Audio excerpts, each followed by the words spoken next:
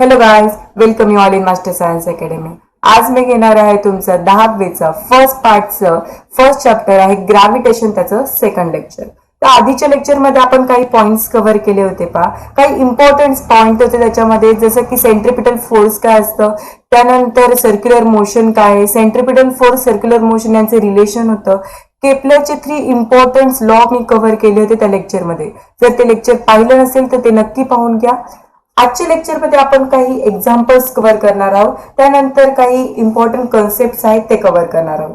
ठीक आहे, तर एक्झाम्पल काय आहे पहा. First example, Mahendra and Virat are sitting at a distance of 1 metre from each other. Suppose इथे महेंद्र असेल आणि इथे असेल विराट, ते एकमेकांपासून किती अंतरावर सीट आहेत रे? 1 मीटर एवढ्या डिस्टन्सवर काय आहे ते बसलेले आहेत. त्यांची मासेस दिलेले आहे. एकाचं वेट आहे 75 kg आणि दुसऱ्याचं वेट आहे 80 kg. विराटचं वेट काय आहे?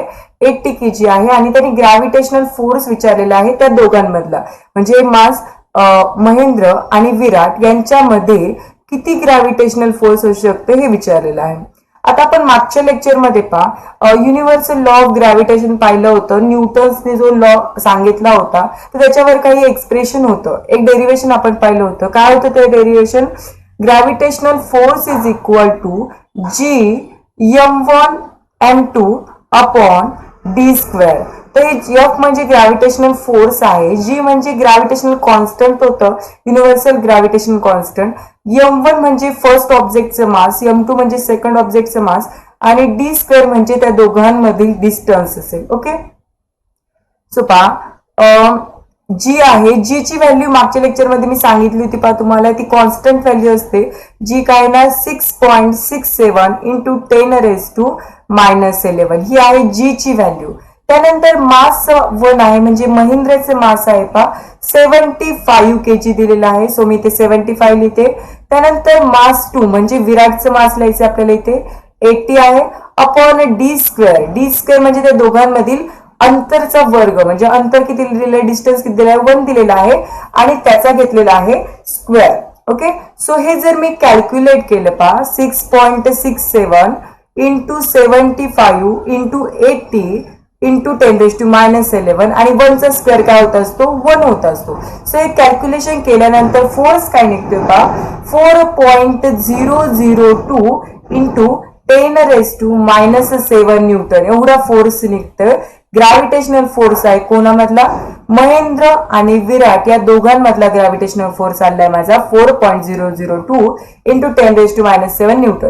एकदम सिंपल आहे पहा. मी फक्त कोणता लॉ यूज केलेला आहे? Universal gravitational constant, universal gravitational law use केलेला आहे, जो न्यूटननी मांडला होता. त्याचं डेरिव्हेशन यूज केलं, व्हॅल्यू पुट केलं मासच्या महेंद्र आणि विराटच्या, आणि त्यांच्या दोघांमधला डिस्टन्स घेतलेला आहे, आणि एवढ्यावरून मी कॅल्क्युलेट केलेला आहे त्या दोघांमधला gravitational force. Okay, so next काय पहा, अर्थ ग्रॅव्हिटेशनल फोर्स. आता तुम्हाला माहित आहे की पृथ्वी काय लावत असते रे? ग्रॅव्हिटेशनल फोर्स लावते, आणि दुसऱ्या ऑब्जेक्टला काय करत असते? कोणत्या ऑब्जेक्टला? स्वतःकडे खेचण्याचा प्रयत्न करत असते. आता ही ग्रॅव्हिटेशनल फोर्स काय असतं किंवा किती आहे हे आपण फाइंड करणार आहे. आता कशासाठी? हे आधीचं जे आपण एक्झाम्पल पाहिलं महेंद्र आणि विराट, त्याच्याच रिलेटेड आहे का? Calculate the gravitational force due to the earth on Mahendra in earlier example. म्हणजे आपण जे आधीचं एक्झाम्पल पाहिलं त्याच्यामध्ये त्यांनी काय विचारलेलं आहे की महेंद्रवर किती ग्रॅव्हिटेशनल फोर्स असेल किंवा अप्लाय झालेला असेल, अर्थने किती अप्लाय केलेला असेल. तर आता स्टार्टिंगला हे कॅल्क्युलेट करण्यासाठी आपल्याला कोणकोणत्या व्हॅल्यू माहित पाहिजेत पहा. की मास लागते. फॉर्म्युला काय आहे? F is equal to G m1 m2 upon d square. आता डी स्क्वेअर आपल्याला इथे डी स्क्वेअरच्या ऐवजी काय घ्यावं लागेल? आर, म्हणजे रेडियस ऑफ द अर्थ, म्हणजे आर स्क्वेअर. जी m1 m2 च्या ऐवजी आपण सपोज एक कॅपिटल एम घेऊ, किंवा m1 म्हणजे काय घेऊ? मास ऑफ अर्थ घेऊ, आणि m2 काय घेऊ? Mass of Mahendra. महेंद्रचं जे काही मास असेल ते आपण इथे कॅल्क्युलेट करूया. ठीक आहे, किंवा मागच्या एक्झाम्पल मधले घ्यायचे आपल्याला. तर मग इथे काय काय लागते आपल्याला? जी ची व्हॅल्यू माहित आहे. जी ची व्हॅल्यू काय असते? 6.67 इंटू 10⁻⁻11. ओके, मास ऑफ अर्थ किती असतं पहा? 6 इंटू 10⁻24 हे आहे मास ऑफ अर्थ. 6 इंटू 10⁻24 आणि रेडियस ऑफ अर्थ किती आहे पहा, रेडियस ऑफ अर्थ 6.4 इंटू 10⁻6 मीटर ही आहे रेडियस ऑफ द अर्थ. तर आता मी ह्याच्यामध्ये फक्त काय करते, व्हॅल्यू पुट करते. मला फोर्स, ग्रॅव्हिटेशनल फोर्स फाइंड करायचा आहे महेंद्रवर किती अप्लाय झालेला आहे. तर मग व्हॅल्यू पुट केलं मी 6.67 इंटू 10⁻11 जी ची व्हॅल्यू टाकली. त्यानंतर आता मास ऑफ अर्थ, मास ऑफ अर्थ किती आहे 6 इंटू 10⁻24. त्यानंतर महेंद्रचं मास आधीच्या एक्झाम्पल मध्ये किती दिलेलं आहे पहा 75 kg. सो मी इथे व्हॅल्यू टाकते 75 अपॉन आर स्क्वेअर. आर आता इथे आपण कन्सिडर करणार आहे रेडियस ऑफ अर्थ. सो रेडियस ऑफ अर्थ किती असते 6.4 इंटू 10⁻6 आणि याचं राहिला स्क्वेअर. ओके, सो आता मी इथे व्हॅल्यू सेपरेट करते 6.7 इंटू 6 इंटू 75. या दोघांचं जर पॉवर आपण कॅल्क्युलेट केलं तर काय येईल 10⁻13 -11 + 24 म्हणजे 10⁻13 आणि ते 6.4 चा स्क्वेअर आणि ते काय होणार 10⁻12. ओके, सो हे जर आपण कॅल्क्युलेट केलं तर आन्सर काय येतं पहा, इथे कॅल्क्युलेट केल्याच्या नंतर इथे काय राहील 10⁻1 राहील आणि पूर्ण हे जर सॉल्व्ह केलं तर काहीतरी म्हणजे पूर्ण जर आन्सर आपण कॅल्क्युलेट केलं तर 733 न्यूटन काय तर आन्सर येते, फोर्स ऍक्ट होते. ओके, सो हे जास्त पॉइंट्स आहे, सो वेळ लागेल म्हणून मी डायरेक्ट आन्सर दिले पहा 733 न्यूटन आलेला आहे माझा ग्रॅव्हिटेशनल फोर्स. कोणावर ऍक्ट झालेला आहे फोर्स, महेंद्रवर ऍक्ट झालेला आहे. अर्थ किती ग्रॅव्हिटेशनल फोर्स महेंद्रवर लावलेला आहे 733 न्यूटन. ओके, सो नेक्स्ट आहे अर्थ ग्रॅव्हिटेशनल ऍक्सिलरेशन. आता आधी आपण पाहिलं की ग्रॅव्हिटेशनल फोर्स असतो, अर्थ लावत असते. त्याच्यानंतर काय आहे की ग्रॅव्हिटेशनल फोर्स झालं, त्याच्यानंतर ग्रॅव्हिटेशनल कॉन्स्टंट होतं जी. आता ऍक्सिलरेशन काय असतं, अर्थ ग्रॅव्हिटेशनल ऍक्सिलरेशन. तर ऍक्सिलरेशनची कन्सेप्ट तुम्ही 9वी पर्यंत शिकलेला असेल पहा. तर ऍक्सिलरेशन म्हणजे काय असतं, rate of change of velocity म्हणजे स्पीड मध्ये व्हेलॉसिटी मध्ये काही चेंजेस होतो विथ टाइम म्हणजे इन अ टाइम. हे फॉर्म्युला सुद्धा पाहिलं असेल v - u अपॉन t. हे 9वीला आपण फॉर्म्युला पाहिलेला आहे ऍक्सिलरेशनचा. v - u म्हणजे final velocity minus initial velocity upon time. अशा पद्धतीने आपण ऍक्सिलरेशन काढतो. आता इथे आपल्याला ऍक्सिलरेशन काढायचं अर्थ ग्रॅव्हिटेशनल ऍक्सिलरेशन म्हणजे अर्थ हे ग्रॅव्हिटेशनल ऍक्सिलरेशन किती लावत असते किंवा किती असतं. ओके, सो आता इथे काय दिलेलं आहे, rate of change of velocity is called as acceleration म्हणजे व्हेलॉसिटी मध्ये जो काही चेंजेस होईल त्याला काय म्हटलं जाईल रे, ऍक्सिलरेशन म्हटलं जाईल. आणि हे ऍक्सिलरेशन कोणामुळे येतं, ग्रॅव्हिटेशनल फोर्समुळे असतं, ग्रॅव्हिटी ऑफ द अर्थ मुळे असतं आणि यालाच काय म्हटलं जातं gravitational acceleration. Means acceleration due to the gravity of earth is called as gravitational acceleration. आणि हे कशाने डिनोट केलं जातं, जी ने डिनोट करतात पहा, जी ने. ओके, सो आपल्याला आता काढायचं बाबा ग्रॅव्हिटेशनल ऍक्सिलरेशन अर्थ सरफेसवर किती असेल, त्याची व्हॅल्यू किती असते. तर पहा तुम्हाला एक फॉर्म्युला माहित आहे जे युनिव्हर्सल लॉ ऑफ ग्रॅव्हिटेशन पाहिलं होतं, न्यूटन्सने जो सांगितलं होतं, न्यूटनचा जो लॉ आहे युनिव्हर्सल लॉ. तर त्या फॉर्म्युल्यानुसार आपण ग्रॅव्हिटेशनल फोर्सची व्हॅल्यू फाइंड केली ती काय व्हॅल्यू होती, Fg m1 m2 upon d square होतं. ओके, आता आपण अर्थ रिलेटेड फाइंड करतोय. सो मी ते व्हॅल्यू कन्सिडर करते G कॅपिटल M एक स्मॉल m म्हणजे आपल्याला फक्त मास काय घ्यायचं वेगवेगळं घ्यायचं म्हणून मी कॅपिटल M स्मॉल m घेतलं आणि d स्क्वेअरच्या ऐवजी काय घेतलेलं आहे इथे रेडियस ऑफ अर्थ म्हणजे आता r स्क्वेअर कन्सिडर करते. आणि त्याच्यानंतर एक फॉर्म्युला फोर्सचा माहिती आहे, फोर्स इज इक्वल टू काय असतं मास इंटू ऍक्सिलरेशन. आता इथे ऍक्सिलरेशन कशाने डिनोट केलेलं आहे, G ने डिनोट केलंय म्हणजे mass into gravitational acceleration m into G आलेलं आहे माझं. हे सेकंड इक्वेशन, हे आहे फर्स्ट इक्वेशन, हे आहे सेकंड इक्वेशन. दोन्ही कशासाठी आहे तर फोर्स साठी आहे. सो मी दोन्ही इक्वेशन कम्पेअर करते म्हणजे माझी व्हॅल्यू काय येणार इथे G m1 m2 upon r square किंवा हे G m capital M small m upon r square आहे. आपण कॅपिटल M स्मॉल m घेतलंय इज इक्वल टू काय आहे mg येणार माझं, इज इक्वल टू काय mg. ठीक आहे, तर आता हे स्मॉल m आहे, स्मॉल m आहे, काय झालं माझं कॅन्सल झालं, उरलं काय फक्त G is equal to capital G capital M upon r square. Okay, हे r स्क्वेअर आलेलं आहे. तर हे G म्हणजे काय आहे तुमचं ग्रॅव्हिटेशनल कॉन्स्टंट, कॉन्स्टंटची व्हॅल्यू तुम्हाला माहित आहे 6.61 इंटू 10⁻11. M आहे मास ऑफ अर्थ, M मास ऑफ दी अर्थ आहे आणि आर काय आहे, रेडियस ऑफ द अर्थ आहे. आर काय घेतलेला आहे, रेडियस ऑफ अर्थ आहे. म्हणजे फक्त तुम्ही या दोन व्हॅल्यूवरून, मास ऑफ द अर्थ आणि रेडियस ऑफ द अर्थ, याच्यावरून तुम्ही काय काढू शकता, ग्रॅव्हिटेशनल ऍक्सेलरेशन फाइंड करू शकता. काय आलं ग्रॅव्हिटेशनल ऍक्सेलरेशन, gm/r². ओके, हे आहे ग्रॅव्हिटेशनल ऍक्सेलरेशन. पुढे आहे आता मला हे अर्थ सरफेसवर काढायचं, तर मी याच्यामध्ये व्हॅल्यू पुट करू शकतो. मला एम माहितीये, मास ऑफ अर्थ माहितीये, आर ए माहितीये आणि जीई माहितीये. मग जी काय आहे 6.67 इंटू 10⁻11. एम काय आहे 6 इंटू 10⁻24 आणि आर ची व्हॅल्यू पण माहित आहे मला 6.4 इंटू 10⁻6 आणि आरचा स्क्वेअर असल्यामुळे स्क्वेअर. हे जर मी सगळं व्यवस्थित कॅल्क्युलेट केलं तर माझं आन्सर काय येते पहा. पूर्ण भागाकार केल्यानंतर माझं आन्सर इथे येईल 9.77 मीटर पर सेकंड स्क्वेअर. तुम्ही कॅल्क्युलेट करून पाहू शकता पहा.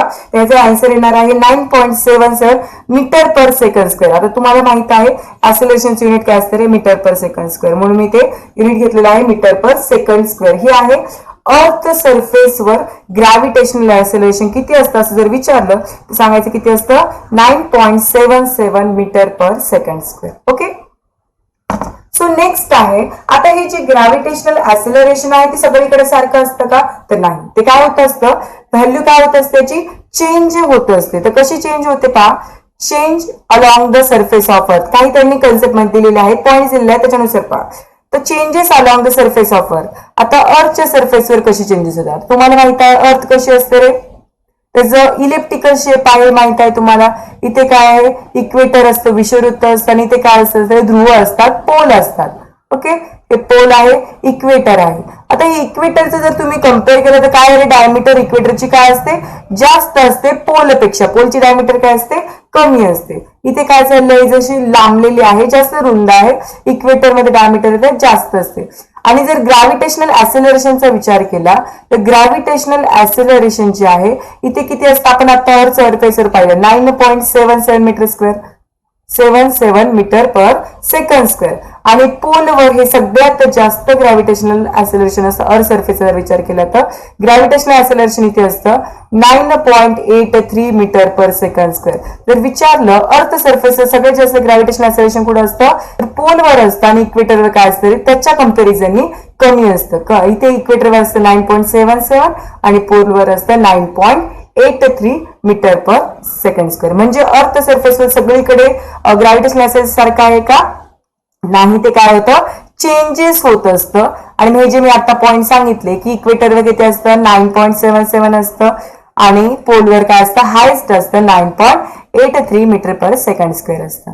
त्याच्यानंतर आहे चेंजेस विथ हाईट. आता हे जे ग्रॅव्हिटेशनल ऍक्सेलरेशन आहे तर त्याच्यामध्ये हाईट नुसार सुद्धा काही चेंजेस होतात. पहा, सपोज आता मी अर्थ सरफेस कन्सिडर केलाय. अर्थ सरफेसवर जसं जसं आपण अर्थ सरफेस पासून लांब लांब जाऊ तसं तसं काय होत जातं रे, ग्रॅव्हिटेशनल ऍक्सेलरेशन हे कमी कमी होत जातं. ग्रॅव्हिटेशनल ऍक्सेलरेशन काय होतं, कमी कमी. परंतु हे जे कमी होतं याचं स्लाइटली म्हणजे एकदम थोड्या थोड्या प्रमाणामध्ये कमी होत जातं.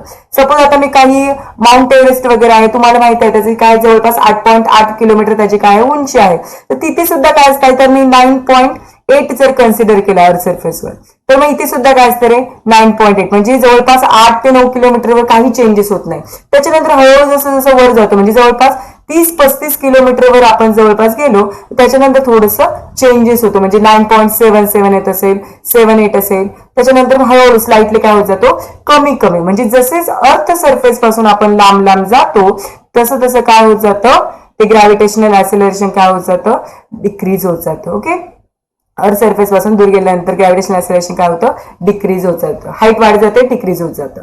Changes with depth. आता डेप्थ सुद्धा, आता हे अर्थ सरफेस आहे, जर आपण अर्थ सरफेसच्या डेप्थ मध्ये म्हणजे खोल जर गेलो तर काय होत जातं, हे सुद्धा अर्थ सरफेसवर पासून लांब गेल्यामुळे ग्रॅव्हिटेशनल ऍक्सेलरेशन इथे सुद्धा काय होत जातं, कमी कमी होत जातं. जर अर्थ सरफेस पासून लांब लांब गेलो, डेप्थच्या खोल आणखी डेप्थ मध्ये जर जात गेलो तर ग्रॅव्हिटेशनल ऍक्सेलरेशन काय होत जातं, कमी होत जातं. समजलं तुम्हाला पॉइंट्स पहा.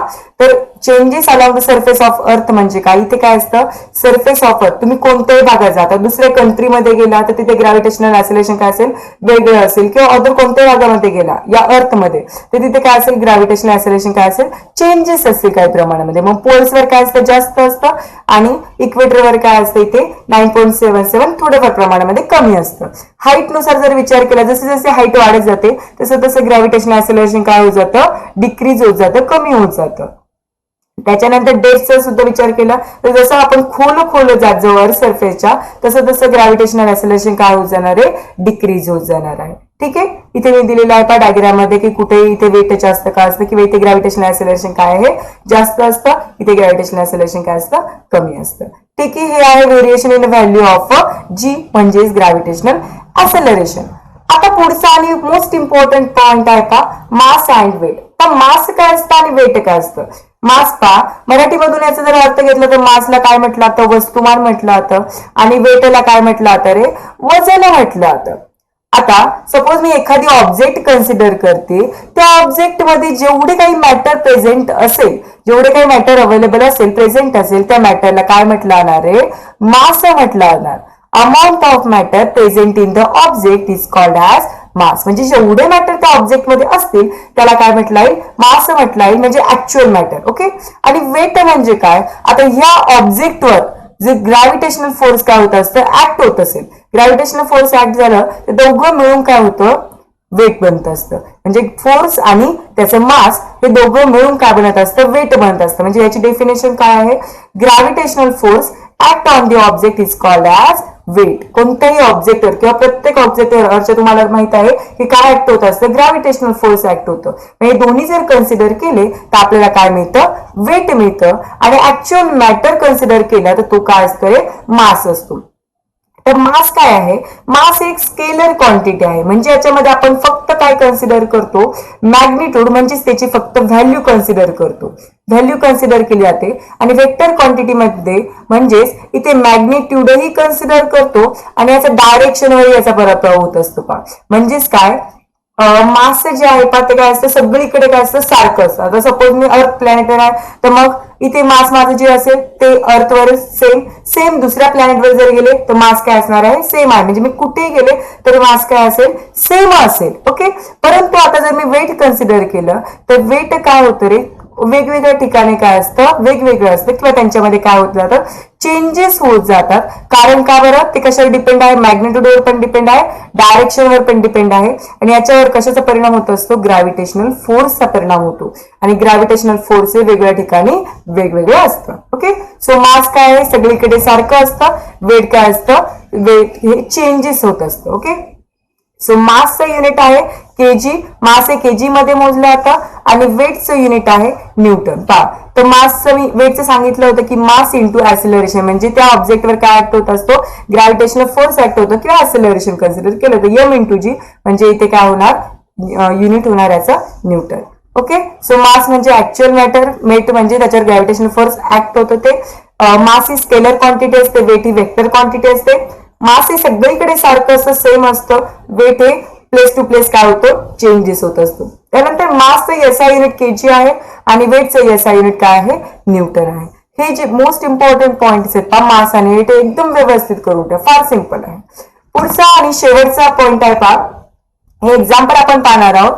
If a person weight 750 on the earth, म्हणजे त्यांनी काय सांगितलंय, एका व्यक्तीचं वजन जे आहे ते अर्थवर किती आहे, 750. वेट दिलेला आहे 750 न्यूटन, वेट दिलेला आहे 750 newton. How much will be his weight on the moon given that moon's mass is 1/81. म्हणजे यांनी काय विचारलेलं आहे की ही जी व्यक्ती आहे तिचं वेट काय असेल, मूनवर किती असेल. वेट हे मूनवर विचारले, अर्थवर दिलेलं आहे 750, मूनवर विचारलेलं आहे किती असेल.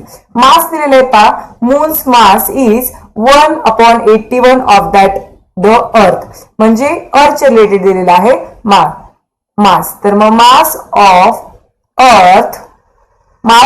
अर्थ टू मास ऑफ मून, उलट जर मी लिहिलं तर त्याचं 1/81 उलट काय होणार आहे, 1/81 होईल फक्त 81.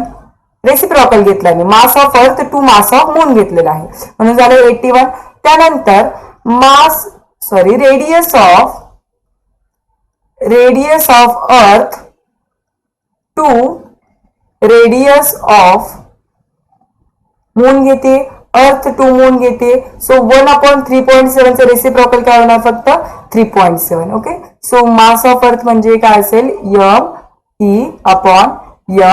m आणि हे रेडियस आहे म्हणजे RE/RM म्हणजे RM म्हणजे रेडियस ऑफ मून, RE म्हणजे रेडियस ऑफ अर्थ आणि ME म्हणजे मास ऑफ अर्थ आणि M म्हणजे मास ऑफ मून. ओके, सो आता मी एक फॉर्म्युला आहे Newton's law, universal law of gravitation. तर त्याच्यामध्ये काय दिलेलं आहे पहा, GM सपोज मी आधी अर्थ कन्सिडर करते, GME त्याच्यानंतर M अपॉन इथे झालं RE चा स्क्वेअर. ओके, RE चा स्क्वेअर हे अर्थच्या रिलेटेड काय फाइंड केलेलं आहे मी, वेट घेतलेला आहे. तर आता हे ग्रॅव्हिटेशनल फोर्स किंवा वेट तुम्हाला माहित आहे, व्हॅल्यू किती आहे याची 750 आहे. 750 न्यूटन हे वेट दिलेलं आहे अर्थवरचं. तर मग आता ही व्हॅल्यू टाकते, एम ची व्हॅल्यू माझी इथून काय येणार मग 750 RE स्क्वेअर अपॉन हे जी आहे ते खाली जाईल आणि एम इथे जाईल. ओके, सो 750 RE स्क्वेअर, जी आणि एम मी घेतलं खाली, एम ची व्हॅल्यू माझी फाइंड झालेली आहे. आता मी कन्सिडर करते फोर्स आहे मून साठी किंवा वेट आहे मून साठी, weight of moon. Okay, so F is equal to GM small m upon RM square. So आता मी m ची व्हॅल्यू फाइंड केली, ती व्हॅल्यू याच्यामध्ये पुट करते, GM अपॉन RM स्क्वेअर आणि हे आहे m ची value 750 RE square upon ME. ठीक आहे, आणि हा G. ह्याच्यामध्ये मी m ची व्हॅल्यू पुट केली, हे इक्वेशन नंबर 1 आणि इक्वेशन नंबर 2. त्याच्यामध्ये व्हॅल्यू टाकली मी m ची. तर मग आता इथे G आहे, हा G आहे तो काय होणार आहे, कॅन्सल होणार. उरले काय फक्त इथे M अपॉन ME इंटू 750 आहे इंटू RE अपॉन RM ब्रॅकेटचा स्क्वेअर. आता मी या व्हॅल्यू फाइंड केले होते पहा, M आहे म्हणजे इथे माझं काय येणार 1/81 येणार. इथे वरच्या साईडला लिहिलेलं आहे पहा 1/81 आलं. मून टू अर्थ घेतलंय इंटू 750 इंटू काय RE. आता radius of earth to radius of moon घ्यायचं म्हणून मी ऍज इट इज घेते 3.7 ब्रॅकेटचा स्क्वेअर आहे. जर मी या व्हॅल्यू कॅल्क्युलेट केली टोटल, तर माझं वेट ऑफ मून काय येणार आहे, वेट ऑन मून म्हणजे हे जर चंद्रावर विचार केला त्या व्यक्तीचा, तर त्या व्यक्तीचं काय येते, हे जर कॅल्क्युलेट केल्यानंतर आन्सर येते 126.8 न्यूटन. अर्थवर किती वजन आहे त्याचं, त्या व्यक्तीचं 750 न्यूटन आणि तेच चंद्रावर गेल्यानंतर वजन किती होत आहे 126.8 न्यूटन. म्हणजे जवळपास हे काय आहे 1/6 आहे अर्थच्या वेटच्या.